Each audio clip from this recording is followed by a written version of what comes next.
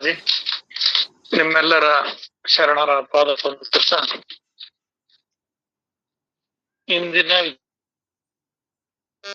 ವಿಚಾರದಲ್ಲಿ ಉತ್ತಮ ಪುರುಷ ನಿರೂಪಣೆ ಅಂತ ನೋಡಿದ್ದೀವ್ರಪ್ಪ.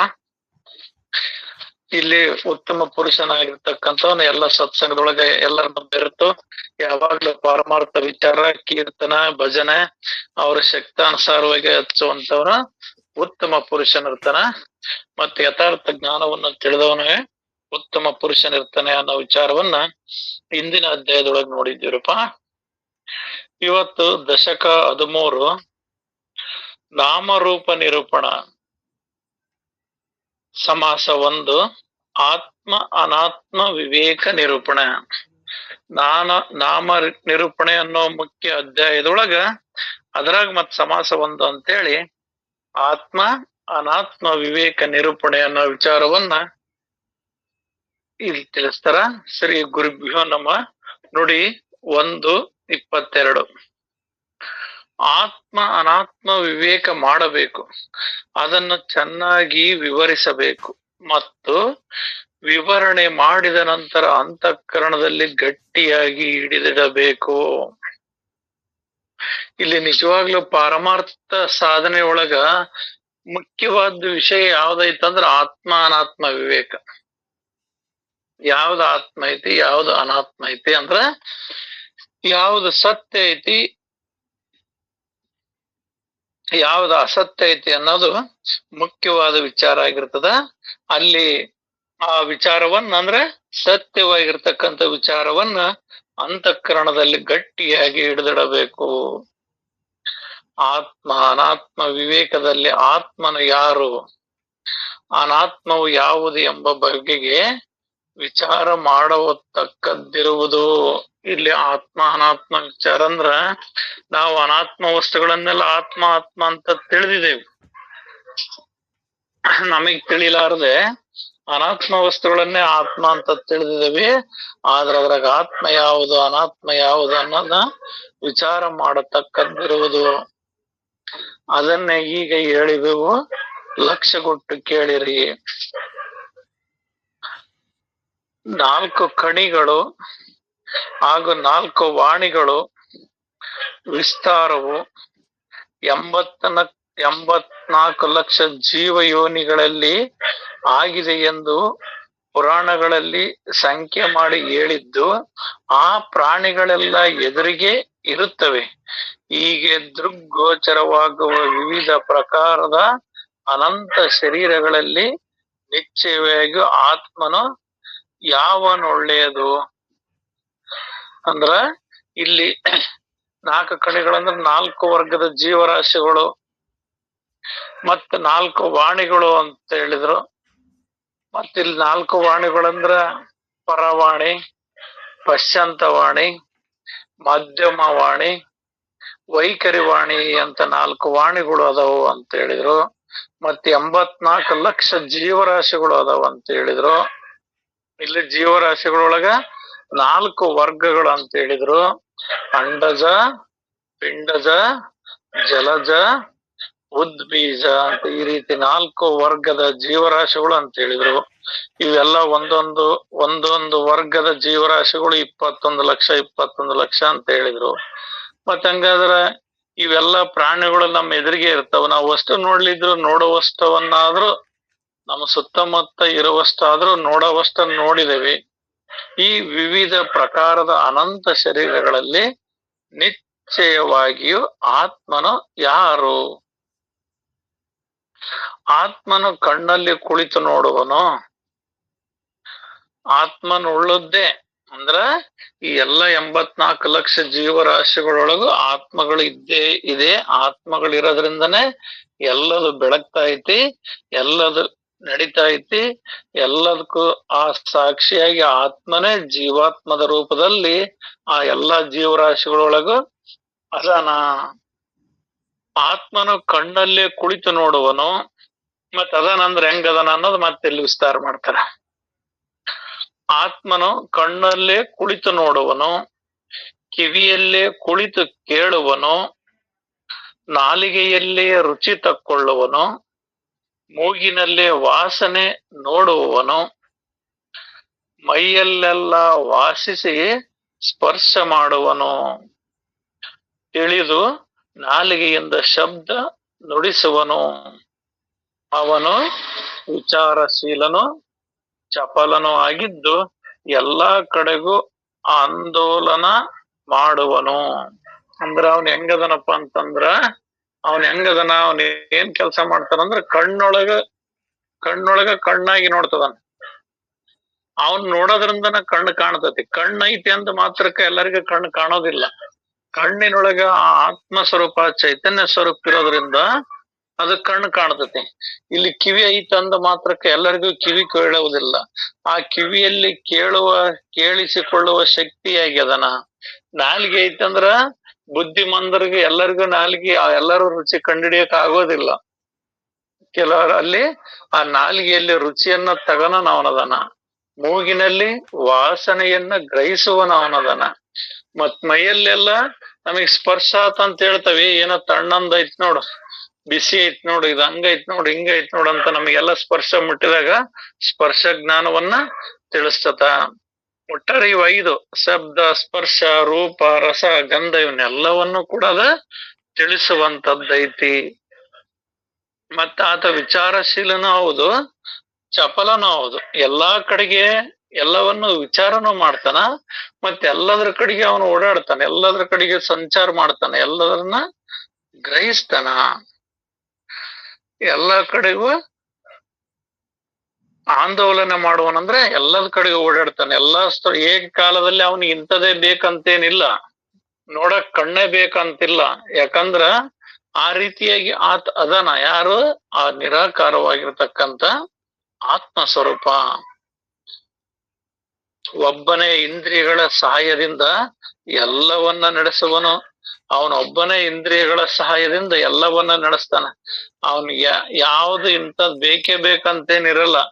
ಯಾವ್ದಿಲ್ಲದ್ರೂ ಕೂಡ ಅವನೆಲ್ಲವನ್ನ ನಡೆಸುವಂತ ಶಕ್ತಿ ಅವನಿಗಿದೆ. ಹೆಚ್ಚಿಗೇನು ಕಾಲುಗಳನ್ನು ನಡೆಸುವನು, ಕೈಗಳನ್ನು ಅಲ್ಲಾಡಿಸುವನು, ಉಬ್ಬು ಆರಿಸುವನು, ಕಣ್ಣು ಬಡಿಯುವನು, ಸೂಕ್ಷ್ಮ ಸನ್ನೆಗಳಿಂದ ತಿಳಿಸುವವನೇ ಆತ್ಮನಿರುತ್ತಾನೆ. ನಮ್ಮೊಳಗ ಎಲ್ಲ ಕಾರ್ಯಗಳಿಗೆ ಅವನ್ ಸಾಕ್ಷಿದಾನ. ಅವನಿಲ್ಲದೆ ಅದು ಒಂದು ಕರೆಂಟ್ ಸಪ್ಲೈ ಇದ್ದಂಗ ಅದು ಆತ್ಮ. ಇಲ್ಲಿ ಕರೆಂಟ್ ಇದ್ದಾಗ ಲೈಟ್ ಬೆಳಕ್ ಬರ್ತದ, ಫ್ಯಾನ್ ತಿರುಗ್ತದ, ಮೋಟ್ರ್ ಓಡ್ತದ. ಅವನಿಲ್ಲ ಅಂದ್ರೆ ಎಲ್ಲ ಬಂದ್ ಆಗ್ತದ. ಏನ್ ಕರೆಂಟಿನ ಉಪ ಉತ್ಪನ್ನಗಳದಾವಲ್ಲ ಅವ್ ಯಾವ ಕೆಲಸ ಮಾಡೋದಿಲ್ಲ ಕರೆಂಟ್ ಇಲ್ಲ ಅಂದ್ರ. ಅರ್ಥಾತ್ ಅದರಂತೆ ನಮ್ಮೊಳಗ ಪರಮಾತ್ಮನು ಆತ್ಮ ಸ್ವರೂಪದಿಂದ ಇರುವುದರಿಂದ ನಾವೆಲ್ಲದನ್ನ ಕೇಳ್ತವಿ, ನೋಡ್ತವಿ, ರುಚಿಸ್ತವಿ, ತಿಳ್ಕಂತವಿ, ಸತ್ಯದ ಪರೀಕ್ಷೆ ಮಾಡ್ತವಿ, ಎಲ್ಲ ಕಡೆ ಓಡಾಡಿ ನೋಡ್ತವಿ, ಕಾಲುಗಳಿಂದ ನಡೀತವಿ, ಕೈಗಳಿಂದ ಕೆಲಸ ಮಾಡ್ತವಿ, ಕಣ್ಣಿನಿಂದ ಮನಸ್ಸಿನಿಂದ ಎಲ್ಲ ಸಣ್ಣ ಸೂಕ್ಷ್ಮಗಳನ್ನೆಲ್ಲವನ್ನ ನಾವು ತಿಳಿತೇವಿ. ಯಾವ್ದಿರೋದ್ರಿಂದ? ಆತ್ಮಶಕ್ತಿ ಇರೋದ್ರಿಂದ. ಅದು ಮರೆಯಾತಂದ್ರ ಅದು ಇರೋದ್ರಿಂದ ಇವಕ್ಕೆಲ್ಲ ಚೈತನ್ಯ. ಅದಿಲ್ಲ ಅಂದ್ರ ಇವೆಲ್ಲವೂ ಕೂಡ ಜಡ ವಸ್ತುಗಳಾಗಿರ್ತವ. ಆತ್ಮನಿರುತ್ತಾನೆ ಅಂದ್ರ ಸೂಕ್ಷ್ಮ ಸನ್ನೆಗಳಿಂದ ತಿಳಿಸುವವನು ಆತ್ಮನಿರುತ್ತಾನೆ.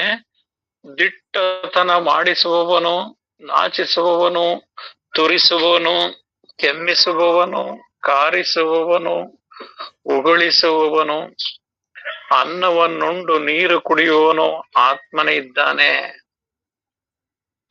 ಮಲ ಮೂತ್ರ ತ್ಯಾಗ ಮಾಡುವವನು, ಶರೀರವನ್ನೆಲ್ಲ ಸಾವರಿಸಿರುವವನು, ಪ್ರವೃತ್ತಿ ನಿವೃತ್ತಿ ಎರಡನ್ನು ತಿಳಿದು ನೋಡುವನು. ಅವನ್ ಹೆಂಗದನಂದ್ರ ನಮ್ಮೊಳಗ ಕೆಮ್ಮದ್ಕು, ಕ್ಯಾಕರ್ಸೋದ್ಕು, ನೋಡೋದ್ಕು, ನಾಚಿಕೆ ಪಟಗನೋದ್ಕು, ಧೈರ್ಯದಿಂದ ಹೇಳೋದ್ಕು, ಅಧೈರ್ಯದಿಂದ ಇರೋದಕ್ಕೂ ಏನೆಲ್ಲ ಕಾರ್ಯಗಳು ನಡೀತಾವೋ ಅದೆಲ್ಲದಕ್ಕೂ ಇದು ಒಂದು ದೊಡ್ಡ ಕಾರ್ಖಾನೆ. ಯಾವ ಕಾರ್ಖಾನೆಗಳಿಗೂ ಕೂಡ ಇಂತಿಷ್ಟು ಇದ್ರೊಳಗ ಸಿಸ್ಟಮ್ ಇದ್ದಂಗ ಅದಾವಿಲ್ಲ. ಅಥವಾ ಇದರ ಆಧಾರದ ಮೇಲೆ ಅನೇಕ ಕಾರ್ಖಾನೆಗಳನ್ನ ತಯಾರಾಗಿದಾರ. ಕಬ್ಬು ಹಾಕಿದ್ವು ಅಂದ್ರೆ ಕಚ್ಚಾ ಮಾಲ್ ಯಾಕಡೆಗೆ ಹೋಗ್ಬೇಕು, ಸಕ್ಕರೆ ಯಾಕಡೆಗೆ ಹೋಗ್ಬೇಕು, ಯಾವ್ದು ಎಲ್ಲಿ ಹೋಗ್ಬೇಕು, ಒಳಗೆ ಹೆಂಗ ಜೀರ್ಣಕ್ರಿಯೆ ನಡಿಬೇಕು, ಇದರ ಜೀರ್ಣಕ್ರಿಯೆ ಆದ್ರ ಮೇಲೆ ಅನೇಕ ಕಾರ್ಖಾನೆಗಳೆಲ್ಲವ ನಡೀತಾವ. ಈ ನಮ್ ಇಂಜಿನ್ ಆದ್ರೂ ಕೂಡ ಅದಕ್ಕೂ ಗಾಳಿ ಬೇಕು. ಅದಕ್ಕೂ ಮೂಗೈತಿ, ಅದಕ್ಕೂ ಕಂಪ್ರೆಷರ್ ಐತಿ. ಗಾಳಿ ಶುದ್ಧ ಗಾಳಿನ ಬೇಕು. ಅಂತಿಂತ ಗಾಳಿ ಬಂತಂದ್ರ ಗಾಡಿ ಏರ್ತಾ ಅಂತದೆ. ಇಂಜಿನ್ ತಿರ್ಗೋದಕ್ಕೂ ಗಾಳಿ ಬೇಕು. ಬರೀ ಡೀಸೆಲ್ ಆಯಿಲ್ ಇದ್ ಮಾತ್ರಕ್ಕ ಓಡಲ್ಲ. ಅದಕ್ಕ ಆ ಇಂಜಿನ್ ತಿರ್ಗಿದ್ಮೇಲೆ ತಣ್ಣಗಾಗಕ್ ಸುತ್ತೋರ್ದು ರೈಡೇಟರ್ ಬೇಕು. ಅದಕ್ ತಣ್ಣನ ಗಾಳಿ ಬೇಕು. ಅದು ಕೂಡ ಇದ್ರ ಆಧಾರದ ಮೇಲೆ ಏನ್ ಈ ಪಂಚಭೂತಗಳಿಂದ ಈ ಶರೀರ ತಯಾರಾಗೈತೋ, ನಾವ್ ಯಾವ್ದಾದ ಒಂದು ಯಂತ್ರ ಓಡ್ತತಿ, ಒಂದು ಕಾರ್ಖಾನೆ ನಡೀತೈತಂದ್ರ ಅದಕ್ಕೆ ಈ ಪಂಚಭೂತಗಳ ಅಂಶಗಳು ಅದಕ್ಕೆ ಬೇಕಾಗ್ತದೆ. ಹಂಗೆ ಈ ಶರೀರದೊಳಗೆ ಎಲ್ಲದು ಅಲ್ಲಿ ಹೊರಗೆ ನಡಿಯಕ್ ಏನೇನ್ ಸಾಧನಗಳು ಬೇಕೋ ಹಂಗ ಈ ಶರೀರದೊಳಗ ಎಲ್ಲಾ ಕಾರ್ಯಗಳು ನಡೆಯೋದಕ್ಕೂ, ಉಣ್ಣೋದಕ್ಕೂ, ಉಗುಳೋದಕ್ಕೂ, ಕ್ಯಾಕರ್ಸೋದಕ್ಕೂ, ಕೆಮ್ಮೋದಕ್ಕೂ, ಒಳಗೆ ಜೀರ್ಣಕ್ರಿಯೆ ಆಗೋದಕ್ಕೂ, ಅನ್ನ ಉಣ್ಣೋದಕ್ಕೂ, ಮತ್ತೆ ಎಲ್ಲಾ ತ್ಯಾಗ ಮಲಮೂತ್ರಗಳನ್ನ ಮಾಡೋದಕ್ಕೂ ಶರೀರವನ್ನೆಲ್ಲ ಸಾವರಿಸಿರುವುದು. ಈ ಶರೀರದೊಳಗೆ ಎಲ್ಲಾ ಕಾರ್ಯಕ್ಕ ಆವರಿಸಿದೆ. ನಮಗ್ ನಿದ್ದೆತ್ತಿರ್ಲಿ, ಎಂತ ಗಾಢ ನಿದ್ದೆತ್ತಿರ್ಲಿ, ಎಲ್ಲಾರ ಕಡಿತು ಏನೋ ಸೊಳ್ಳೆ ಪಳ್ಳಿ ಏನೋ ಕಡಿತಂದ್ರ ನಾವ್ ಕಣ್ಣ ಬಿಟ್ರಲ್ಲ ನಮ್ಮಷ್ಟಿಗೆ ನಾವೇ ಕೆರ್ಕಂತೇವಿ. ಮತ್ತೆ ಅಲ್ಲಿ ಕರಿತೈತಿ, ಅಲ್ಲಿ ಕೆರ್ಕ ಅಂತ ಹೇಳಿದಾರೆ ಯಾರು ಅಂತ ನೋಡಿದ್ರ ಅದೇ ಆತ್ಮ ಸ್ವರೂಪ ಐತಿ. ಇಲ್ಲಿ ಏನಾದ್ರೂ ಒಂದು ಕನಸು ಬಿದ್ದಿರ್ತೈತಿ, ನನಗೊಂದ್ ಬೆಳಗಿನ ಜಾವ ಒಂದ್ ಕನಸು ಬಿತ್ತ ಅಂತ ಹೇಳ್ತೇವೆ. ನಾವೇನ್ ಟೈಮೇ ನೋಡಿರಲ್ಲ, ಮತ್ ಬೆಳಗಿನ ಜಾವ ಅಂತ ಯಾವ ಆಧಾರದ ಮೇಲೆ ಹೇಳ್ತೇವಿ? ಅದನ್ನ ಹೇಳುವಂತದ್ದು ಅದೇ ಆ ಆತ್ಮ ವಸ್ತು ಐತಿ. ಹೀಗೆ ಅವನು ಕೇಳುವನು, ನೋಡುವನು, ಮೋಸುವನು, ಸವಿಯುವನು, ವಿವಿಧವಾಗಿ ಗುರುತಿಸುವನು, ಸಂತಸ ಪಡುವನು ಮತ್ತು ಭಯಗ್ರಸ್ತನಾಗುವನು.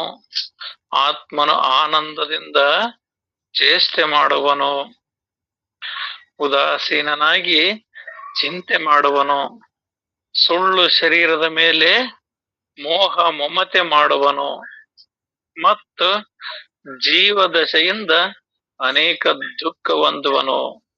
ಇಲ್ಲಿ ಅವನ್ ಹೆಂಗ್ ಮಾಡ್ತಾನಂದ್ರ ಸಂತೋಷ ಪಡ್ತಾನ, ದುಃಖ ಪಡ್ತಾನ, ಏನಾದ್ರೂ ಗ್ರಹಿಸ್ತಾನ, ಕುಣಿತಾನ, ಕುಪ್ಪಳಿಸ್ತಾನ, ಭಯಗ್ರಸ್ತನಕ್ಕನ, ಏನೆಲ್ಲ ಚೇಷ್ಟೆ ಮಾಡ್ತಾನ, ಅಲಕ್ಷ್ಯ ಮಾಡ್ತಾನ. ಮತ್ತ ಈ ಶರೀರದ ಸತ್ಯ, ಈ ದೇಹವೇ ನಾನೇ ಈ ದೇಹ ಅಂತಾನ. ಅವನ ಪದಾರ್ಥದ ಅತಿ ಪ್ರೀತಿ ಹಿಡಿಯುವನು. ಅವನ್ ಯಾವಾದ್ರೂ ವಸ್ತುಗಳಂದ್ರ ವಸ್ತುಗಳ ಮೇಲೆ ಅತಿಯಾದ ಪ್ರೀತಿ ಇಟ್ಟಿರ್ತಾನ. ಪ್ರಾಣ ಹೋದ್ರು ನಾನು ಅದನ್ನ ಬಿಡಲ್ಲ ಅಂತ ಇರ್ತಾರೆ. ಯಾವ್ದಾರ ಹೊಲ ಮನಿ ವಿಚಾರಗಳು ಅಥವಾ ಇನ್ನು ಬೇರೆ ಏನಾರ ಬಂತಂದ್ರ ಅದಕ್ಕೋಸ್ಕರ, ಆ ಜಡ ವಸ್ತುಗಳಿಗೋಸ್ಕರ ಪ್ರಾಣ ತ್ಯಾಗ ಮಾಡಕ ಕೂಡ ಸಿದ್ಧರಿರ್ತಾರ. ಜನರಲ್ಲಿ ಚಲೋ ಕೆಟ್ಟ ಮಾಡುವನು, ತನ್ನವರನ್ನ ರಕ್ಷಿಸಿ ಎರವರನ್ನ ಒಡೆಯುವನು. ಅಷ್ಟೇ ಏಕೆ, ಎರಡು ಪಕ್ಷಗಳಲ್ಲಿ ಯುದ್ಧ ನಡೆದಿರಲು ಸೈನಿಕರ ಶರೀರದಲ್ಲಿ ಸಂಚರಿಸಿ ಒಬ್ಬರನ್ನೊಬ್ಬರನ್ನು ಕೆಡುವುದನ್ನು ಮತ್ತು ಬೀಳುವುದನ್ನು ಆತ್ಮನೇ ಎಲ್ಲದನ್ನು ಮಾಡೋನು. ಇವ್ರು ನಮ್ಮವರು, ಯಾವ್ದಾದ್ರು ಇಲ್ಲ ದೂರ ಸಿಕ್ಕಾಗೆ ನಮ್ ಜಾತಿಯವ್ರ ಅಂದ ತಕ್ಷಣ ಭಾರಿ ಖುಷಿ. ನಮ್ ಶರಣರು, ನಮ್ ಸತ್ಸಂಗದವ್ರ ಅಂದ್ರ ಖುಷಿ, ನಮ್ ಜಿಲ್ಲೆಯವ್ರು ಅಂದ್ರ ಖುಷಿ, ನಮ್ ಸಂಬಂಧಿಕರು ಅಂದ್ರ ಇನ್ನೂ ಖುಷಿ. ಮತ್ ಅವ್ರಿಗೆ ನಮ್ಮವ್ರನ್ನವ್ರಿಗೆ ಯಾರ ಬೇರೆಯವ್ರ ತೊಂದ್ರೆ ಕೊಟ್ರಂತಂದ್ರ ನಮ್ಮವ್ರ ತಪ್ಪಿದ್ರು ಕೂಡ ಪರರನ್ನ ದ್ವೇಷಿಸುವಂತದ್ದು. ಇವೆಲ್ಲವೂ ಯಾವ್ದರ ಸತ್ತದಿಂದ ನಡೀತಾವಪ್ಪ ಅಂದ್ರ ಆತ್ಮದ ಸತ್ತದಿಂದ. ಅದರಿಂದನೇ ಇವೆಲ್ಲವೂ ಇಂಥ ನಾಟಕ ಮಾಡ್ತಾವ. ಯಾವ್ಯಾವ ಈ ಮನೋಬುದ್ಧಿಗಳು ಇಂಥವೇನದವಲ್ಲ, ಇವು ಆತ್ಮ ಶಕ್ತಿಯನ್ನ ತಗಂದು ಈ ರೀತಿ ಎಲ್ಲ ಮಾಡ್ತಾವು. ನಾನು, ನಂದು, ಅದು ಜಗತ್ತಿನೊಳಗೆ ಅಂಗ ವಸ್ತುಗಳನ್ನ ಮೋಹಿಸ್ತಾವಂದ್ರ ಅದಕ್ಕಾಗಿ ತಮ್ಮ ಸರ್ವಸ್ವವನ್ನ ತ್ಯಾಗ ಮಾಡುವಷ್ಟು ಮೋಹಿಸ್ತಿರ್ತಾರ. ಇವೆಲ್ಲವನ್ನು ಮಾಡುವನು. ಯುದ್ಧ ನಡೆದಾಗ ಇಬ್ರೊಳಗ ಚೈತನ್ಯನ ಅವನೇ ಆಗಿರ್ತಾನ. ಒಬ್ರಿಗೊಬ್ರು ಯುದ್ಧ ಮಾಡೋಕ ಅವನೇ ಆಗಿರ್ತಾನ. ಮತ್ ಕೊನೆಗೆ ಯಾವ್ದ್ರ ಒಂದ್ ಸೋಲ್ತ ಹೋಗ್ತದ. ಇದೆಲ್ಲರೂ ಯಾವ್ದ್ರಿಂದ ನಡೀತೈತೆ ಅಂದ್ರೆ ಎಲ್ಲದು ಆತ್ಮನಿಂದನೇ ನಡೀತದೆ. ಅವನು ದೇಹಕ್ಕೆ ಬರುವನು, ದೇಹದಿಂದ ಹೋಗುವನು, ಹಾಗೂ ನಡುವೆ ದೇಹದಲ್ಲಿ ಇರುವನು.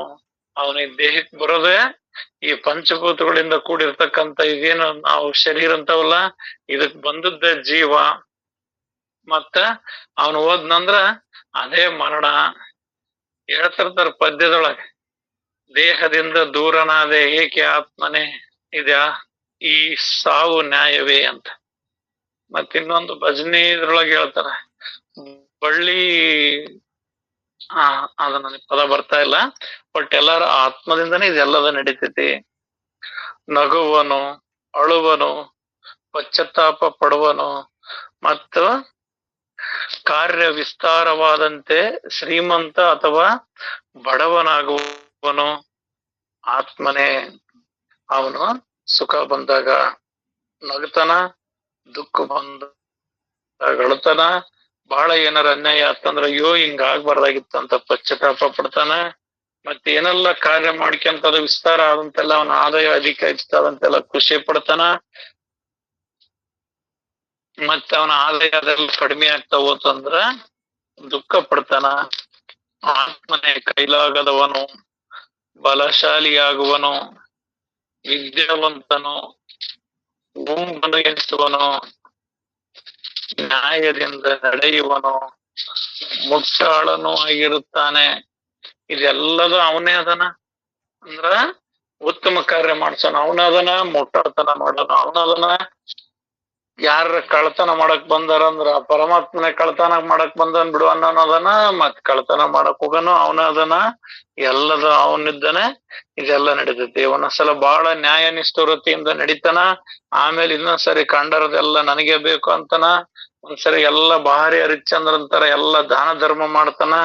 ಇನ್ನೊಂದ್ಸರಿ ಎಲ್ಲಾ ಕಿತ್ಕೊಂಡ್ ತಿಂತಾನ. ಇವ್ ಏನೆಲ್ಲ ನಡೀತಾವಂದ್ರು ಕೂಡ ಇದಕ್ಕೆ ಅವನೊಬ್ಬನು ಕಾರಣ ಅದಾನ. ವಿದ್ಯಾವಂತನು ಒಂಬನು ಆಗಿ ಎಲ್ಲದ್ರೊಳಗದನ. ಒಟ್ಟಿಗೆ ಆತ್ಮನು ಎಲ್ಲಾ ಕಡೆಗೂ ಸದ್ಗುಣ ದುರ್ಗುಣವೆರಡರಲ್ಲಿಯೂ ಪ್ರೇಮಾಸ್ಪದನಾಗಿ ಆನಂದದಿಂದ ಇರುತ್ತಾನೆ. ಅವನು ಎರಡರೊಳಗೂ ಅದನ, ಸದ್ಗುಣದೊಳಗದನ, ದುರ್ಗುಣದೊಳಗದನ. ಆದ್ರೆ ಆ ಗುಣಗಳ ಕರ್ಮವನ್ನ ಅಂಟಿಸಿಕೊಳ್ಳದೆ ಅವನು ಆನಂದವಾಗದನ. ಯಾವ್ದಕ್ಕ ಅವನು ಸಿಲ್ಕಲ್ಲ. ಆ ಸಿಲುಕ್ಲಿಲ್ದಂಗ ಅವನ ಆನಂದವಾಗಿ ಅದನ.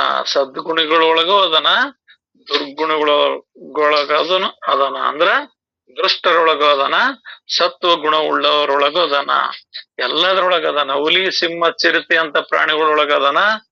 ಕುರಿ, ಮೇಕೆ, ಆಕಳ, ಎತ್ತು, ಎಮ್ಮೆ ಅಂತ ಸಾಧ ಪ್ರಾಣಿಗಳ ಒಳಗೂ ಆತ ಅದನ. ಮಲಗುವನು, ಏಳುವನು, ಕೂಡ್ರುವನು, ವೇಗವಾಗಿ ಓಡುವನು, ಅತ್ತ ಇತ್ತ ಮೈ ಒರಳಿಸುವನು, ತೂಗಾಡುವನು ಮತ್ತು ಬೀಗ ಬಿಜ್ಜರನ್ನು ಮಾಡುವನು ಆತ್ಮನೇ ಇದ್ದಾನೆ. ಎಲ್ಲ ಕಾರ್ಯವನ್ನು ಮಾಡೋನು ಆತ್ಮನೇ ಅದಾನ. ಕೂಗೋದು, ವರ್ಸೋದು, ಅದು ಬೇಕನ್ನೋದು, ಅಯ್ಯೋ ನಂದು ಹೋತು, ಅಯ್ಯೋ ನನಗ್ ಲಾಭ ಆತು, ಇದು ಹಿಂಗ ಆಗ್ಬೇಕಾಗಿತ್ತು, ಹಂಗ ಆಗ್ಬೇಕಾಗಿತ್ತು ಅನ್ನೋದು ಅದನ್ನ.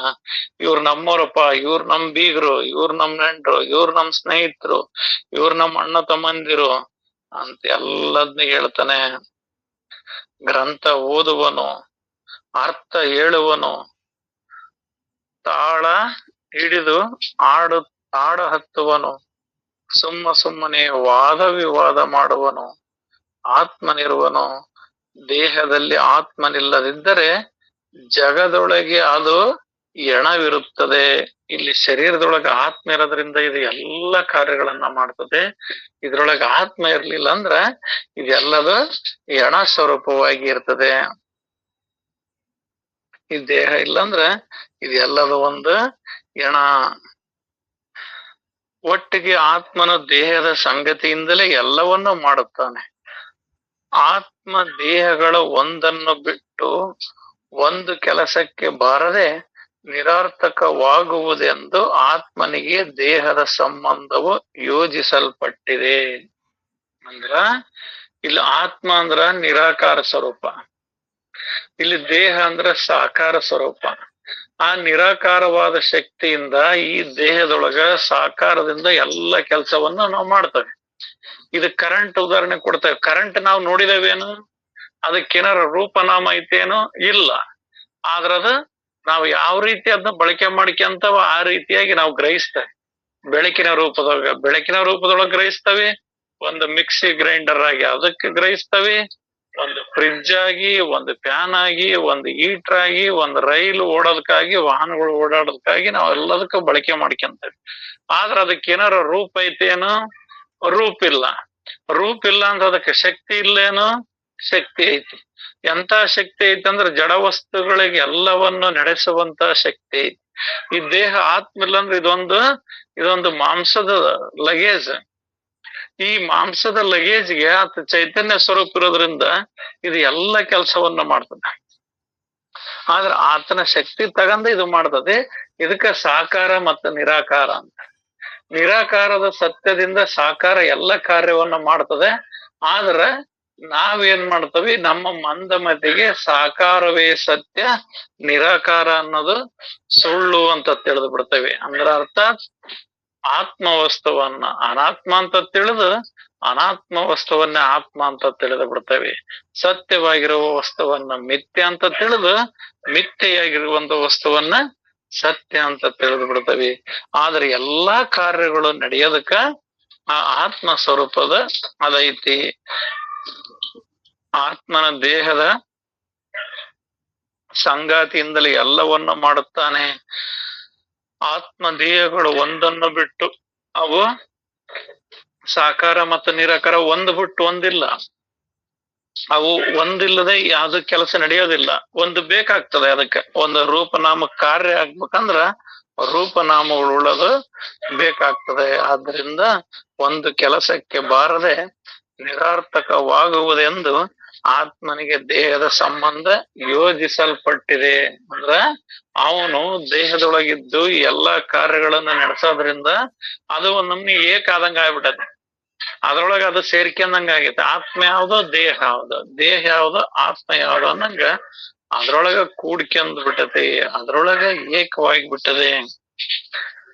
ಇನ್ನ ದೇಹ ಆತ್ಮರಲ್ಲಿ ದೇಹವು ಆತ್ಮನಿರುವುದು ಮತ್ತು ಆತ್ಮನು ನಿತ್ಯನಿರುವುದು ಎಂಬುದನ್ನ ವಿಂಗಡಿಸಿ ತಿಳಿಯುವುದೇ ನಿತ್ಯ ವಿವೇಕವಾಗಿದ್ದು ಈ ಸೂಕ್ಷ್ಮ ಕಾರ್ಯವನ್ನು ಜ್ಞಾನಿಗಳೇ ಬಲ್ಲರು. ಸರಿ, ನಾನು ಓದಕರ ದೇಹ ನಿತ್ಯ ಅಂತ ಓದಿದೆ. ದೇಹವು ಅನಿತ್ಯವಿರುವುದು. ಈ ದೇಹ ಆತ್ಮದಲ್ಲಿ ದೇಹವು ಅನಿತ್ಯವಿರುವುದು ಅಂದ್ರ ಅದು ಯಾವಾಗ್ಲೂ ನಿತ್ಯವಾಗಿ ಯಾವಾಗ್ಲೂ ಇರ್ತಕ್ಕಂಥದ್ದಲ್ಲ. 3 ಕಾಲಗಳಿಗೂ ಕೂಡ ಸಿಲುಕಲಾರದಂಥದ್ದು ಯಾವ್ದೈತಂದ್ರ ಅದು ಆತ್ಮ ಐತೆ. ಅದಕ್ಕೆ ಈ ದೇಹದ ಯಾವುದೇ ಬಾಧೆಗಳಾಗ್ಲಿ ಯಾವುದೇ ಕರ್ಮಗಳಾಗ್ಲಿ ಯಾವ ಅಂಟೋದಿಲ್ಲ. ಅದು ಯಾವಾಗ್ಲೂ ಇರ್ತದೆ. ಹಗಲು ರಾತ್ರಿ ಯಾವಾಗ್ಲೂ ಅದು ಆನೆ ಇರ್ತದ. ನೀನ್ ನಿದ್ದೆ ಮಾಡಿದಾಗ ಒಳ್ಳೆ ನಿದ್ದೆ ಬಂತು ಅಂತ ಹೇಳ್ತತಿ, ನಿನಗ್ ಕನಸು ಬಿದ್ದಾಗ ಒಳ್ಳೆ ಕನಸು ಬಿತ್ತು ಅಂತ ಹೇಳ್ತತಿ, ಇಲ್ಲ ಜೀರ್ಣ ಆಗೇತಿ ಅಂತ ಹೇಳ್ತದ, ಜೀರ್ಣ ಆಗಿಲ್ಲ ಅಂತ ಹೇಳ್ತದ, ನಿನಗ್ ತಿಳಿದತಿ ಅಂತ ಹೇಳ್ತತಿ, ನಿನಗ್ ತಿಳಿದಿಲ್ಲ ಅಂತಾನೆ ಹೇಳ್ತತಿ. ಇದನ್ನೆಲ್ಲವನ್ನ ಹೇಳ್ಕೊಂತ ಅದು 24x7 ಅದು ಆನ್ ಆಗಿರ್ತದೆ. ಅಂದ್ರೆ ಅದ ಕೆಲಸ ಮಾಡ್ತಾನೆ ಇರ್ತತಿ. ಅದಕ್ಕೆ ಯಾವ್ದೇ ನಿನ್ನೆ ನಾಳೆ ಕಾಲ ವಸ್ತು ಅನ್ನೋದು ಯಾವ್ದು ಇಲ್ಲ ಅದಕ್ಕೆ. ಮತ್ತೆ ಇಲ್ಲಿ ದೇಹ ಅನ್ನೋದು ಇದು ಅನಿತ್ಯ ಐತಿ.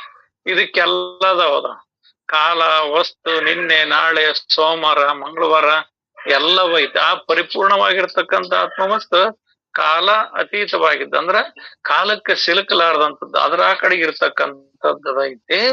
ಇಲ್ಲಿ ನಾವು ನಿತ್ಯ ಅನಿತ್ಯ ಅನ್ನೋದು ವಿಚಾರ ಮಾಡೋದಂದ್ರ ನಿತ್ಯ ಸ್ವರೂಪವಾಗಿರ್ತಕ್ಕಂಥದ್ದು ಈಗ ನಾವ್ ಹೇಳ್ಕೊಂತ ಬಂದಿವಲ್ಲ.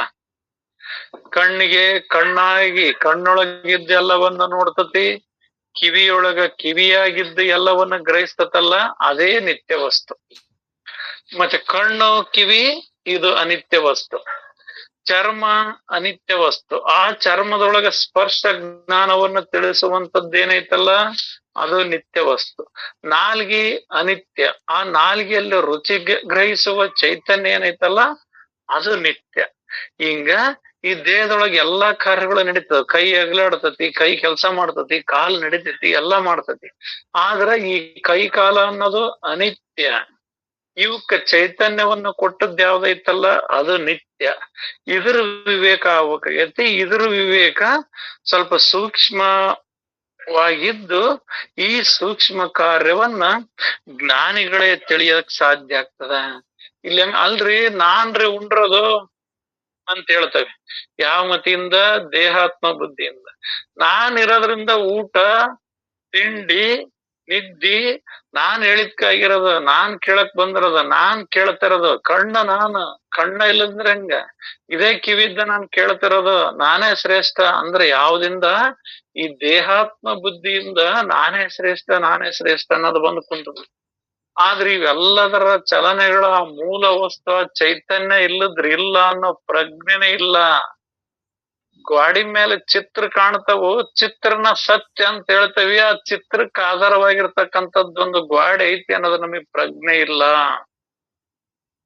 ಒಡವಿ ನೋಡಿ ಎಷ್ಟ್ ಚೆನ್ನಾಗದವು, ಬಂಗಾರ ಸೈನ್ಸರ ಎಷ್ಟ್ ಚೆನ್ನಾಗೈತಿ, ಉಂಗ್ರ ಎಷ್ಟ್ ಚೆನ್ನಾಗೈತಿ, ಡಾಗಿನ ಎಷ್ಟ್ ಚೆನ್ನಾಗೈತಿ ಅಂತವಿ. ಇವೆಲ್ಲವೂ ಆಗಿರೋದು ಯಾವ್ದ್ರಿಂದ ಆಗೈತಿ ಅನ್ನೋ ಪ್ರಜ್ಞೆನೆ ನಮಗಿಲ್ಲ.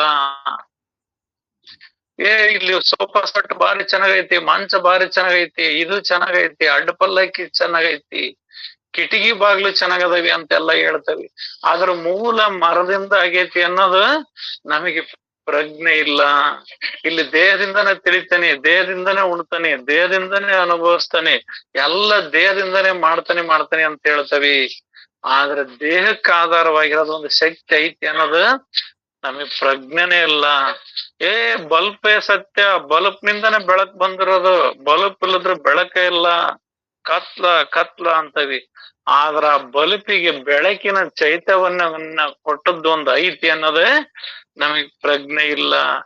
ಈ ವಿವೇಕವನ್ನ ಸೂಕ್ಷ್ಮವಾಗಿ ಜ್ಞಾನಿಗಳೇ ತಿಳಿಯೋದಕ್ ಸಾಧ್ಯ ಆಗ್ತದ. ಆತ್ಮಾನಾತ್ಮದ ವಿವೇಕವನ್ನ ಜ್ಞಾನಿಗಳಿಂದ ಸಾಧ್ಯ ಆಗ್ತದ. ಆದ್ರ ಅದನ್ನ ವಿಚಾರದಿಂದ, ನಮ್ಮ ಅಂತರಂಗದೊಳಗ ವಿಚಾರದಿಂದ ಇದಕ್ ತಿಳಿಯಕ್ ಸಾಧ್ಯ ಆಗ್ತದ ವಿನ ಇದನ್ನ ವಿಚಾರ ಮಾಡ್ಲಿಲ್ಲ ಅಂದ್ರ ನಮಗ್ ಇದೇ ದೇಹ ನಾನಂತ ಗಟ್ಟಿ ಕುಂದಂಗ ಆಗ್ಬಿಡ್ತೈತಿ.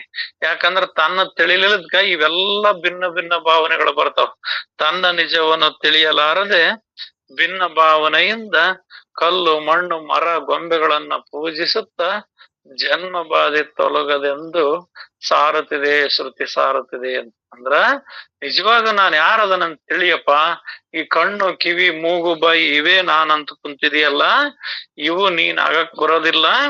ಇದ್ರಾಗ ಸತ್ಯ ಯಾವ್ದು ಅಸತ್ಯ ಯಾವ್ದು ಅನ್ನೋದ ವಿಚಾರದಿಂದ ತಿಳಿದು ನೋಡಪ್ಪ.